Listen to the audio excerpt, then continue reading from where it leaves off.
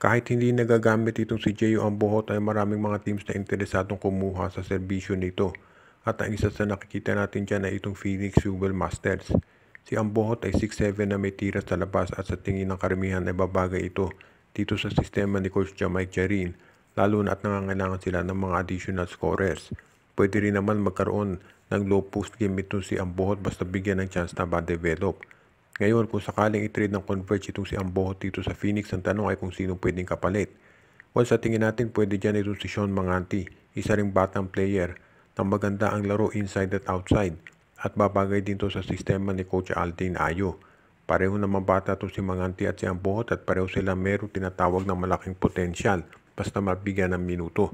Si Manganti lately ang ganda na pinapakita dito sa Phoenix kaya baka maging medyo hesitant itong si Coach Jerry na pakawalan yan.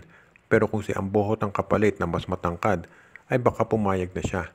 Sa tingin ko, win-win ito para sa parehong teams kung sakasakaling matuloy nga itong trade at makikita rin natin dito kung ano potential mailalabas ng dalawa. As it is, yung mga team mas mahaba na kukuhang playing time dito sa Phoenix.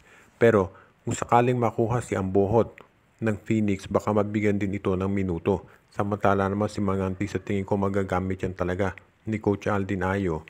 Lalo na at gusto nila na magkaroon ng revamp to sa kanilang lineup. Kaya sa tingin ko magiging okay ang ganitong klaseng trade para sa dalawang koponan. Marami ang nagsasabi na stopover lamang nitong si Alin Bulanadi ang Northport at eventually matitrade din yan sa Magnolia.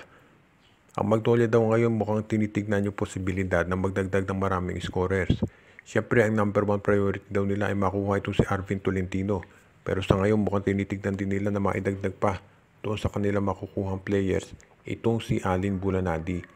Itong si Bulanadi ay magaling na 3-point shooter yan at pwedeng-pwede na maging spot-up player. Isipin mo kung meron kang Arvin Tolentino at Alin Bulanadi doon sa lineup mo. Magiging magandang kombinasyon yan, lalo na mga spot-up 3-point shooters yan. At kung meron kang Ian Sanggalang at James Laput sa poste, mahihirapan yung mga teams na mag-double team dahil syempre magtitira sa labas ang mga nabanggit na player. Kaya sa tingin ko magiging magandang addition itong si Bulanadi at itong si Arvin Tolentino para dito sa Magnolia Chicken Templados at Shots.